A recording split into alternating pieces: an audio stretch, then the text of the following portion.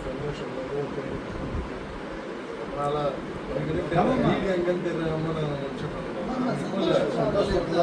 army டே வருது army டேக்கு வந்து நான் மீட் பண்ணணும் யாரும் நல்லா கான்டாக்ட் பண்ணணும்